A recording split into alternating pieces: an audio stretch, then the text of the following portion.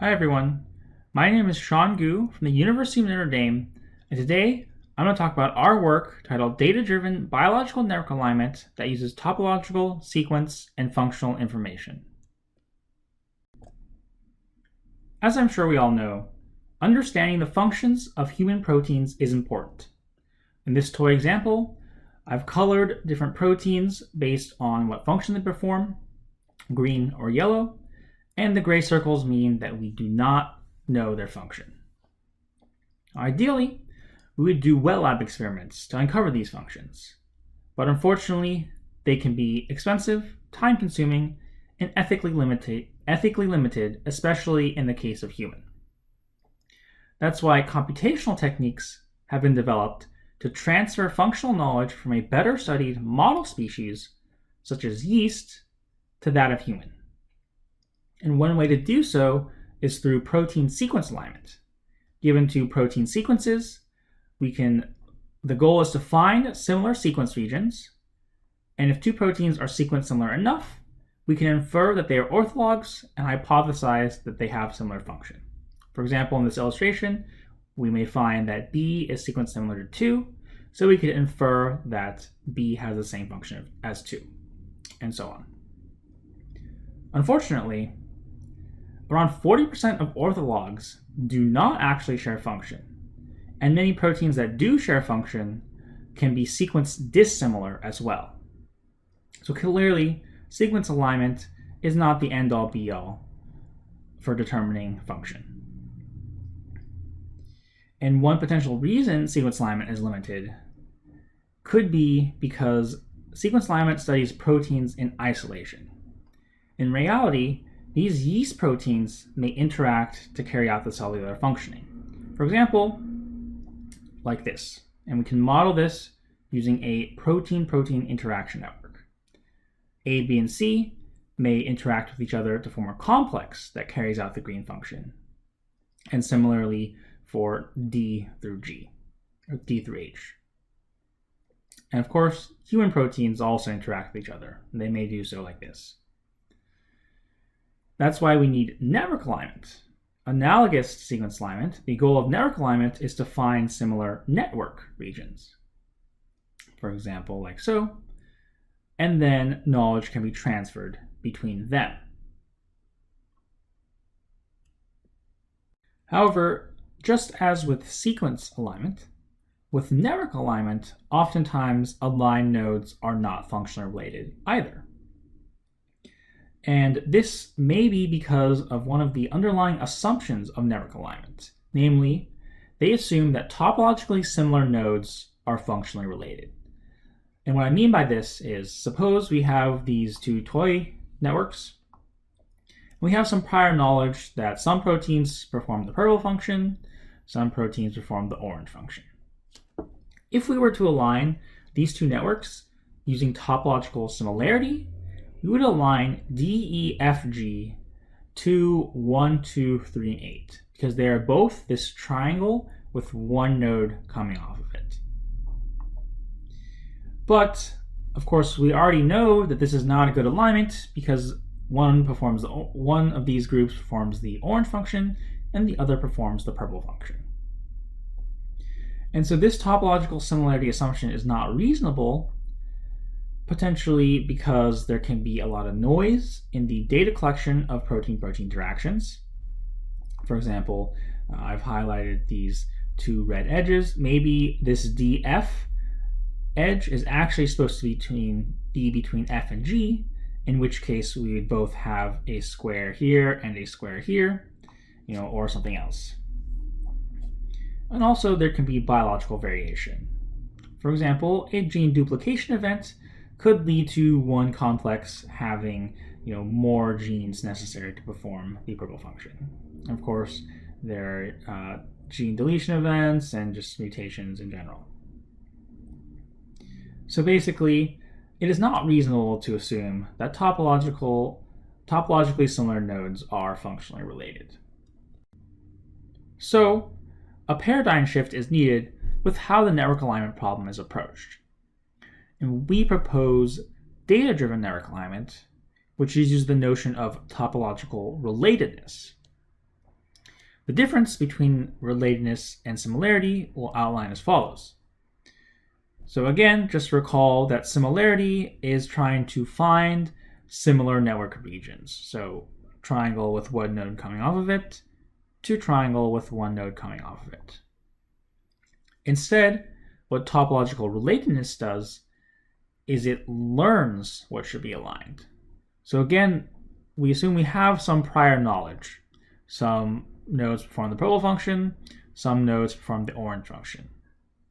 And so in this case, because A, B, and C and 1, 2, 3, and 8 both perform the purple function, we will learn, or our approach will learn, that a 3-node path should be aligned to a triangle with one node coming off of it, and that a triangle with one node coming off of it should be aligned to a square. Then these learned patterns are applied to the rest of the network, which are not shown here. So 3-node path will try to, the approach will try to align 3-node path to a triangle with one node coming off of it, and a triangle with one node coming off of it to a square. We implement this idea using a supervised classification-based network alignment framework, which we outline as follows. Of course, we have our input networks, in this case yeast and human PPI networks, and then we want to extract some topology-based feature of each node pair. Basically, can we learn some patterns between yeast and human proteins? Of course, our goal is to predict if yeast and human proteins are functionally related, so we need some functional relatedness data. And we rely on gene ontology to do this.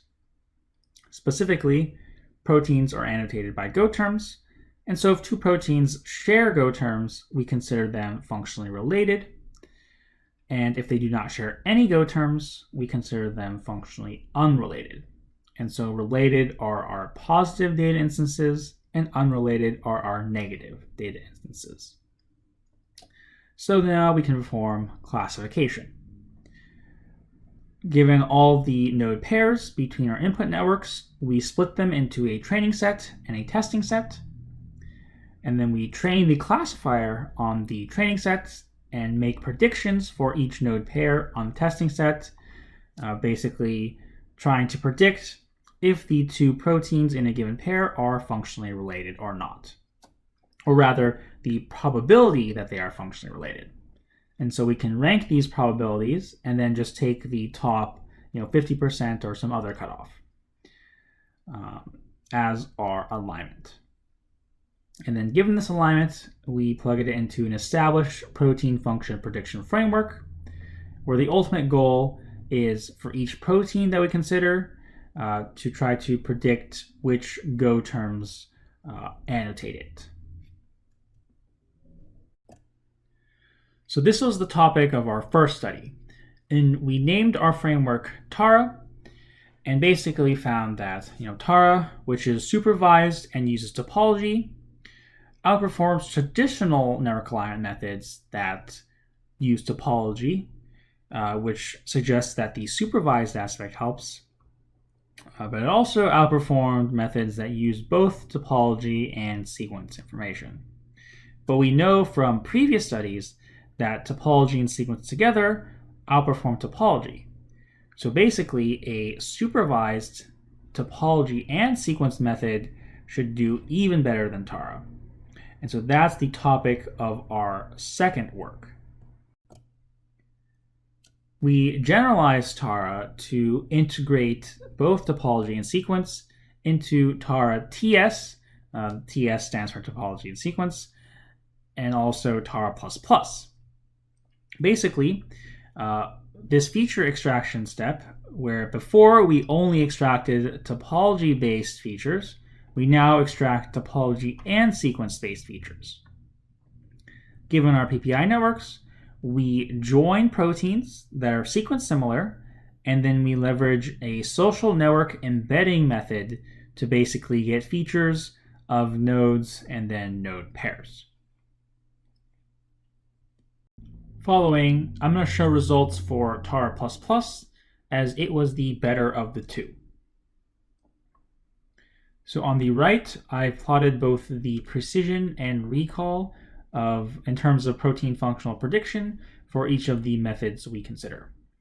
And in this study, we focus on precision because in the biomedical domain, we believe that it is more important to make a small number of highly accurate predictions, which corresponds to high precision. And for the data we consider, we see that TAR++ does indeed perform the best. Interesting trends to note.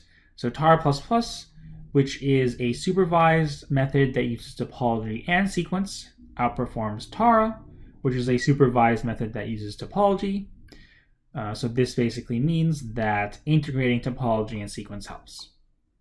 TAR++ also outperforms Primaline, a method that is unsupervised but uses topology and sequence.